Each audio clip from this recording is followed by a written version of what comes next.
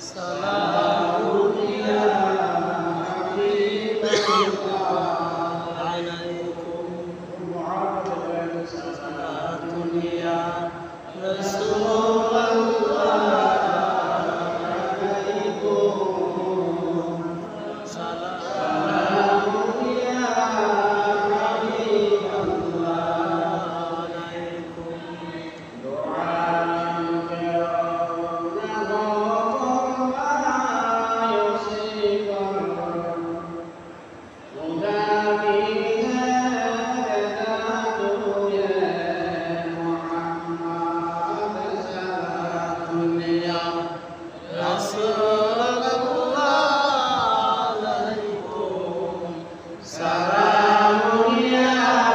حبيب الله عليكم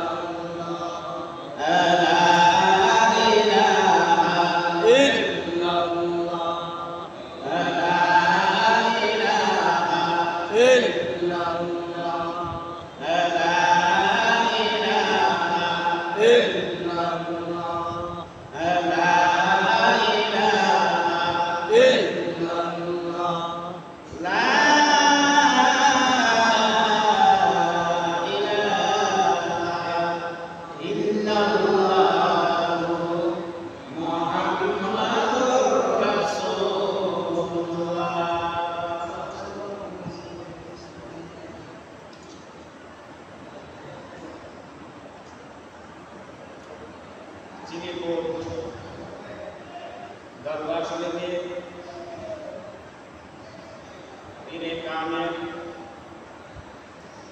শাহ সুফি দুর্গাতুল আসরার সৈয়দ আব্দুর রব আল কাদরি রহমাতুল্লাহ আলাইহি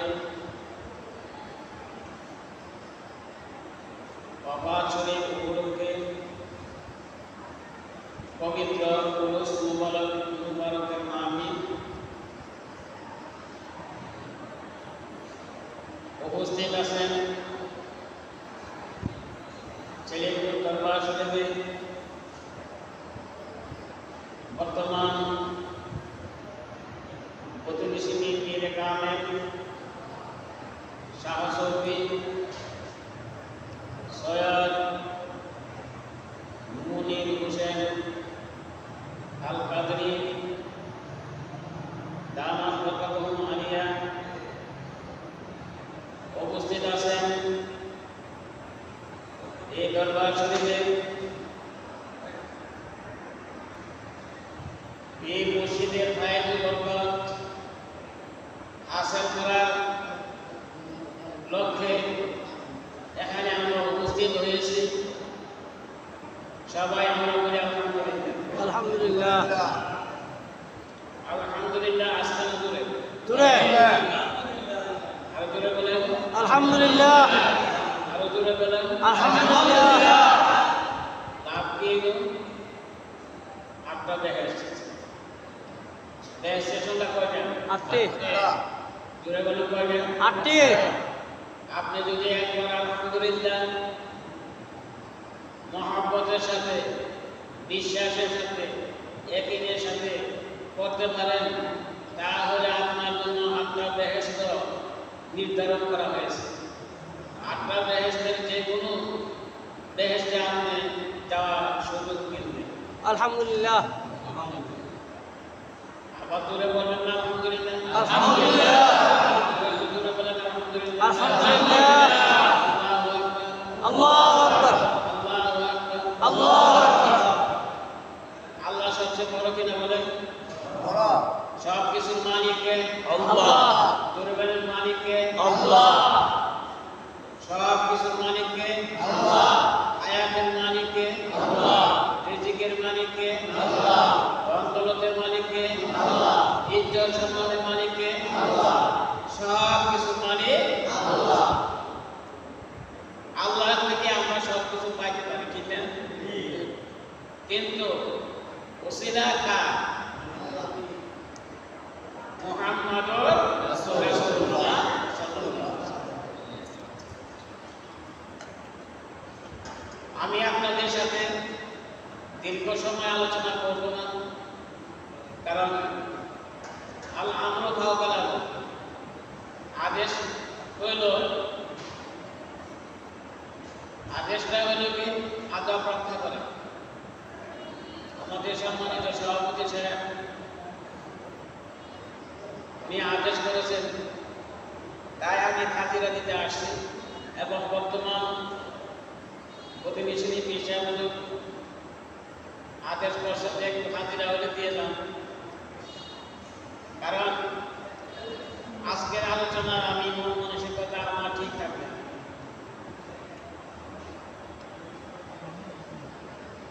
আপনারা বই পড়ছেন, হুজুর পাকের জীবনী আলোচনা করছেন, শুনছেন ঠিক না? বই পড়ছেন কিনা সবাই? বইটা পড়ছেন, জীবনী পড়ছেন, কিনা নিছেন? কিনা যদি না নেন তাহলে তো করতে পারবেন না। করতে পারবেন? হুজুর পাক সম্পর্কে জানার চাহিদা যদি থাকে বই নিয়ে যান। এই বইয়ের মধ্যে হুজুর পাকের কিছু ঘটনা বর্ণনা দেওয়া আছে, আছে না? আছে। এই বর্ণনাগুলো যদি আপনারা ধরে রাখতে পারেন তাহলে আপনাদের জন্য ঈমান এবং আমল রক্ষা করা সহজ হয়ে দাঁড়াবে। সবাই বলেন আলহামদুলিল্লাহ। আলহামদুলিল্লাহ। ঈমান এবং আমল ঠিক রাখার একটা সহজ উপায় হবে, কারণ বর্তমান সময়ে ঈমান এবং আমল রাখা অত্যন্ত কঠিন ব্যাপার হয়ে দাঁড়াইছে। ঠিক না? আমি এই মর্মে পবিত্র কুরআনুল কারীমের সূরা ফাতিহার শেষ অংশটা আপনাদের কাছে পাঠ করেছি। সংক্ষিপ্ত আকারে আমি একটু আলোচনা রাখার চেষ্টা করছি। বর্তমান সময়ের যে অবস্থা,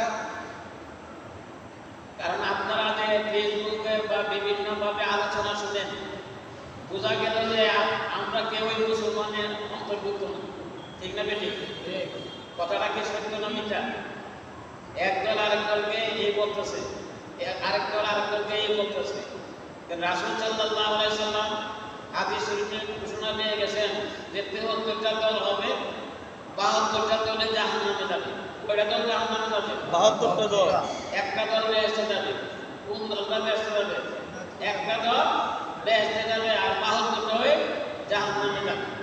তো রাসূল পাক সাল্লাল্লাহু আলাইহি সাল্লামের পবিত্র জবান দিয়া যাহা বলছে তাহা কি ঘটবে কিনা বলেন তো দেখি। কথা বলছেন আল্লাহর পক্ষ থেকে, রাসূল সাল্লাল্লাহু আলাইহি সাল্লাম আল্লাহর পক্ষ থেকে কথা বলছে, ওহী ছাড়া কোনো কথাই বলে নাই।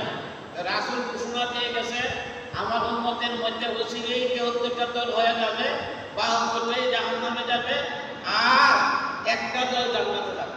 সুবহানাল্লাহ। একটা দল কি যাবে? জান্নাতে যাবে। কয়টা দল জান্নাতে যাবে? একটা। একটা দল জান্নাতে যাবে। সেই দলটার পরিচয় দিয়ে গেছে। সেই দলটা কি হবে? আহলে সুন্নাত ওয়াল জামাত। আহলে সুন্নাত ওয়াল জামাত। কারণ আহলে সুন্নাত ওয়াল জামাত বলতে আমরা কি বুঝি? এটারও দিক নির্দেশনা দিয়ে গেছেন। আলাইকুম বিসুন্নতি ওয়া সুন্নতি উলামায়ে রাশিদিন। যারা নাকি আমার সুন্নত, আমি রাসূলের সুন্নত এবং খুলাফায়ে রাশিদিনের সুন্নতরা আমল করবে, তারা হলো আহলে সুন্নাত ওয়াল জামাত। তাহলে বোঝা গেল রাসূল সাল্লাল্লাহু আলাইহি সাল্লামের সুন্নত এবং খুলাফায়ে রাশিদিনের সুন্নত, ঠিক না? এবং সুন্নত শব্দের বাংলা কি? সুন্নত শব্দের বাংলা হলো কাজ। সুন্নত শব্দের বাংলা কি? কাজ। কাজ। এই কাজগুলো রাসূল যে কাজটা করছেন এবং সাহাবাগণ যে কাজটা করছেন, এই দুইটা কাজ যদি মিলে তাহলে সে ব্যক্তি সুন্নি হিসাবে পরিচিত হবে আর সে জান্নাতে যাবে। সুবহানাল্লাহ। এখন রাসূলের কাজের মধ্যে এবং সাহাবাগণের কাজের মধ্যে যদি ভিন্নতা ঘটে তাহলে সে সুন্নি হিসাবে পরিচয় দিতে পারবে না। আমরা এখন মাপকাঠি পাই না। সেই সুবাদে আল্লাহ তাআলা কুরআনুল কারীমের সূরা ফাতিহা, আমরা সূরা ফাতিহা প্রত্যেকদিন আমাদের মধ্যে আদায় করি না? করেন না আপনারা? ইহদিনাস সিরাতাল মুস্তাকিম। সবাই বলুন লা ইলাহা ইল্লাল্লাহ, লা ইলাহা ইল্লাল্লাহ, লা ইলাহা ইল্লাল্লাহ, লা ইলাহা ইল্লাল্লাহ, লা ইলাহা ইল্লাল্লাহ, লা ইলাহা ইল্লাল্লাহ, লা ইলাহা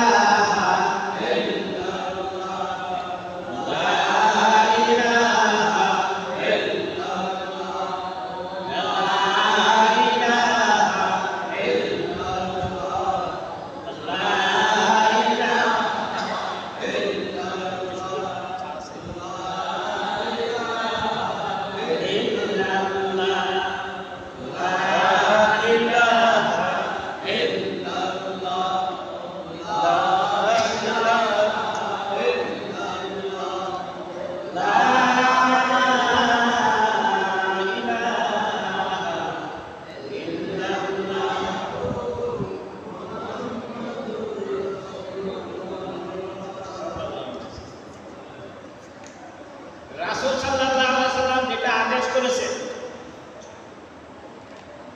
যেটা নিষেধ করেছেন,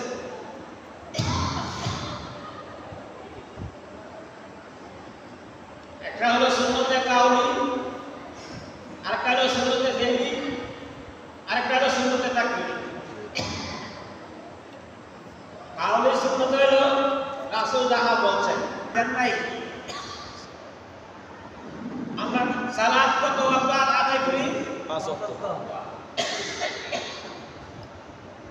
কত ওয়াক্ত সালাত আদায় করি? 5 ওয়াক্ত।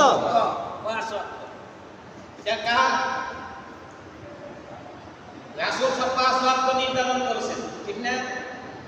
আর আল্লাহর আদেশ সালাত প্রতিষ্ঠা করো।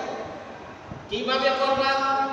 কোরআন শরীফের মধ্যে বিভিন্নভাবে 5 ওয়াক্তের কথা ঘোষণা দেওয়া আছে, কিন্তু সেটাকে আল্লাহ রাসূল কি করেছেন? আমাদেরকে নির্ধারণ করে দিয়েছেন, নিজে আমল করছেন, আমল করে দেখাইয়া দিয়েছেন, ঠিক না বেঠিক? আজকে আমরা যে সবাই একটু জিকির করেন, আল্লাহ আল্লাহ আল্লাহ আল্লাহ আল্লাহ আল্লাহ আল্লাহ ইল্লাল্লাহু মুহাম্মাদুর রাসূলুল্লাহ।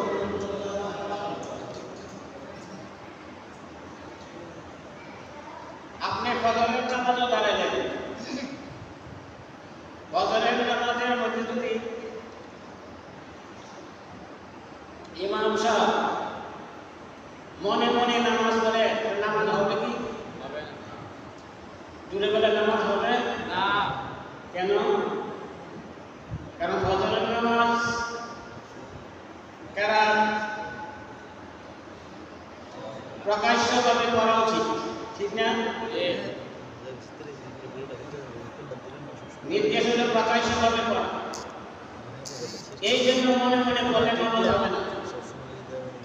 আপনি যদি বলেন মনে মনে বললাম কি হইল, তাহলে কি নামাজ হবে? এটা কি সুন্নাত হবে না বেদাত হবে? জুড়ে বল না। বেদাত। এটা কি হবে? বেদাত হবে। জোহরের নামাজ যদি আপনি সূরা কেরাত পড়ে পড়েন, তাহলে কি নামাজ হবে? যদি জুড়ে পড়েন আর বলেন বললে কি হবে? তাহলে এটা কি সুন্নাত হবে না বেদাত হবে? বেদাত হবে। আসরের নামাজ যদি আপনি জুড়ে পড়েন, যে আসরের নামাজ কি সুন্নাত হইল না বেদাত হইল? মাগরিবের নামাজ যদি আস্তে করলেন, মনে মনে বললেন, তাহলে কি সুন্নাত হইল না বেদাত হইল? বেদাত হইল। কারণ রাসূল যেভাবে শিক্ষা দিয়েছে আমরা সেইভাবে করতেছি, ঠিক না ঠিক? এশার নামাজ যদি আমরা কি করি, আস্তে করি, তাহলে কি সুন্নাত হবে না বেদাত হবে? কারণ রাসূলের শিক্ষা কিভাবে করা? জোরে করা। এখন আপনারা বুঝতে পারছেন তো? জুমার নামাজ যদি আমরা যদি জুমার নামাজ যদি পড়ি, আদায় করি, জুমার নামাজ আদায় করবেন। কারণ জোহরের নামাজ তো সূরা কেরাত আস্তে পড়া নিয়ম, ঠিক না? এখন জুমার নামাজের সময় যদি আপনি সূরা কেরাত আস্তে করেন, তাহলে জুমার নামাজ আদায় হবে না। কেন বলা হবে না? রাসূল শিক্ষা দিয়েছেন কি করতে হবে? যেভাবে শিক্ষা দিয়েছেন সেভাবে করতে হবে। আর যদি সেভাবে না করা হয় কি হবে? জোরে বলে এটা কি হবে? আরো জোরে বলে কি হবে? বেদাত। রাসূল যেভাবে শিক্ষা দিয়েছে সেইভাবে নামাজ আদায় করা। যারা নাকি সেইভাবে নামাজ আদায় করে এবং সাহাবাগণ যেভাবে শিক্ষা দিয়েছেন সেইভাবে নামাজ আদায় করে এবং আল্লাহ নবীরা যেভাবে নামাজ আদায় শিক্ষা দিয়েছেন সেরূপভাবে করে, সেটা হলো কি আহলে সুন্নাত ওয়াল জামাতের পরিচয়। এই মর্মে আল্লাহর কালাম বিসমিল্লাহির রাহমানির রাহিম।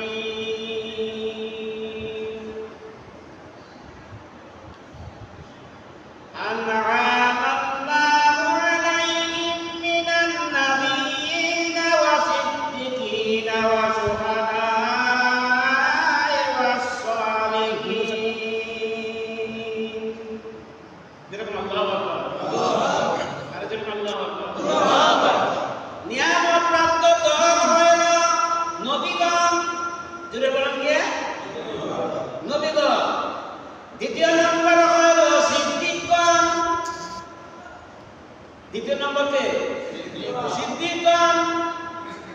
তৃতীয় নম্বর হইল সুহাদাগণ।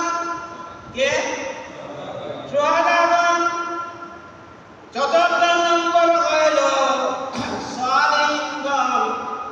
সালিহিন দিয়া মুরাদ হইল আল্লাহর ওলিগণ। তাকে দেখা তুমি ইবাদত করো, না দেখা ইবাদত কইরো না।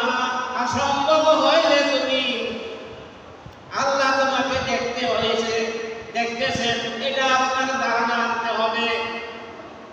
আল্লাহ যে আমাদেরকে দেখতেছে, আল্লাহ যে আমার অন্তরের খবর জানে, আল্লাহ যে আমার সমস্ত কিছুর খবর জানে, যা ঠিক না বেঠিক, আল্লাহর কাছে কোনো কিছু গোপন নাই।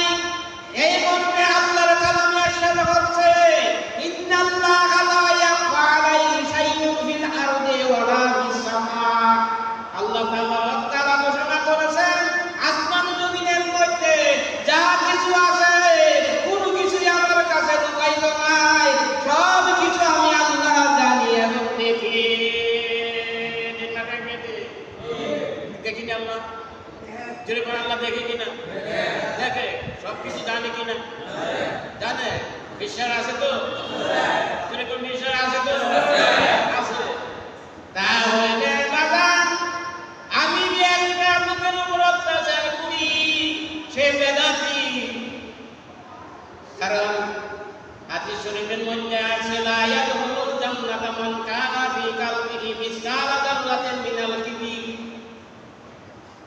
একটা লোক বেহেশতে যাইবে না, যাইবে না, যার অন্তরের মধ্যে বিন্দু পরিমাণ যাররা পরিমাণ অহংকার আছে, সেই লোকটা বেহেশতে যাইবে না। কেন বেহেশতে যাইবে না?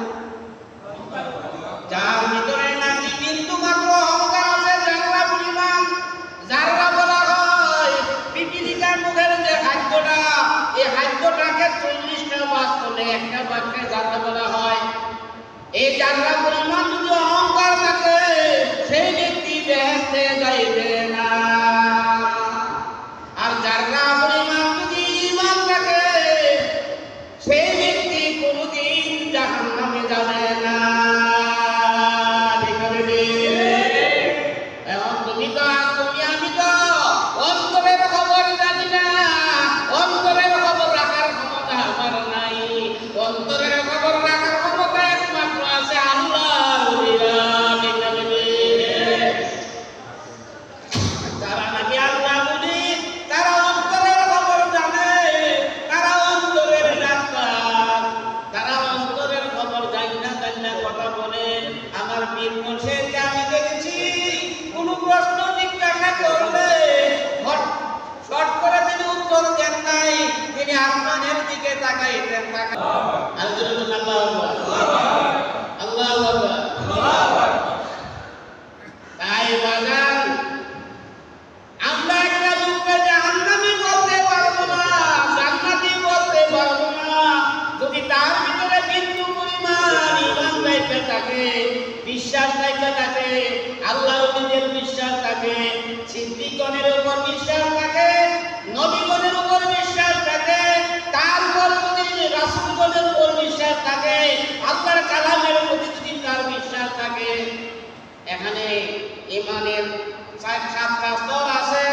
একটা স্তর হইল আমানতু বিল্লাহ, আমি ঈমান আনছি আল্লাহর উপর, ওয়া মালাইকাতি ফেরেশতার উপর, ওয়া কুতুবিহি কিতাবের উপর, ওয়া রাসূলিহি রাসূলের উপর, ওয়াল ইয়াউমিল আখির পরকালের উপর, ওয়াল কাদরি ওয়া খায়রিহি তাকদীরের উপর, ভালো এবং মন্দ তাকদীরের উপর আমার বিশ্বাস আছে।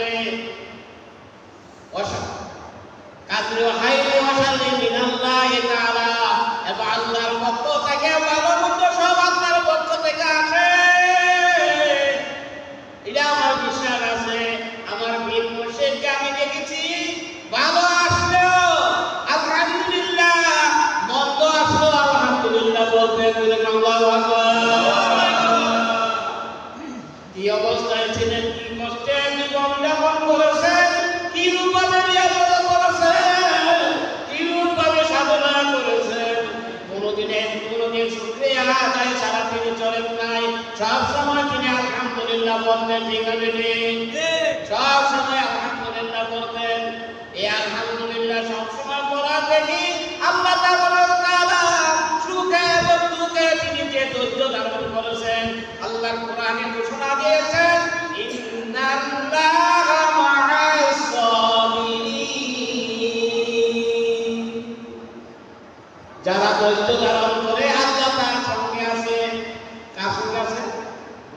দুটো কোন কার সঙ্গে আছে? যারা ধৈর্য ধারণ করে আল্লাহ তার সঙ্গে আছে। তাহলে ধৈর্যের পরিচয় আমার পীর মুর্শিদ দিছেন কি দিছেন না? জীবনে ডাক্তার ব্যবহার করছেন কিনা বলেন? ডাক্তার ব্যবহার করছেন। যত প্রকারের কঠিন অসুস্থই হোক না কেন বলছে আলহামদুলিল্লাহ। একদিন বলতে শুনি নাই যে আজকে আমার শরীরটা ভালো না, এই কথাটা বলতে শুনি নাই।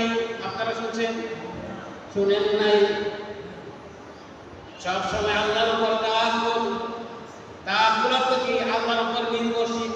আল্লাহ যা করে সব মঙ্গলের জন্য করে, এটাই হলো তাওয়াক্কুল। তাওয়াক্কুলের দ্বারাই তিনি দেশটাকে জয় করে দিয়ে গেছেন। মাওলাহুল মাওলা বালাগুল কাউল, মাওলা যাহার বাদ্য সৃষ্টি জগৎ তার পায়ের নিচে। ঠিক না বেদে? মাওলা যাহার বাদ্য সৃষ্টি জগৎ তার পায়ের নিচে। তাই এই জন্য বাগান আমি বলতেছিলাম, শুনেন, আমরা যে তরিকার মধ্যে আছি, আমরা যে দরবার শরীফে আছি, আমাদের দরবার শরীফ হইল হক দরবার শরীফ। ঠিক না বেদে? আমাদের দরবার শরীফ হইল হক দরবার শরীফ। আমাদের দরবার শরীফের মধ্যে কোনো ভেজাল নাই, ভেজাল নাই। কারণ আমার পীর মুর্শিদের মধ্যে কোনো ভেজাল ছিল না। কি বলেন? ভেজাল ছিল না। আমার পীর মুর্শিদের মধ্যে কোনো ভেজাল ছিল না। এই জন্য ওনাকে সুফি বলা হয়। সুফি হওয়া শব্দটা সাফা থেকে আসেন। আর সাফা শব্দের অর্থ হইল সর্বদিক, সর্বদিকই পরিষ্কার পরিচ্ছন্ন তিনি ছিলেন।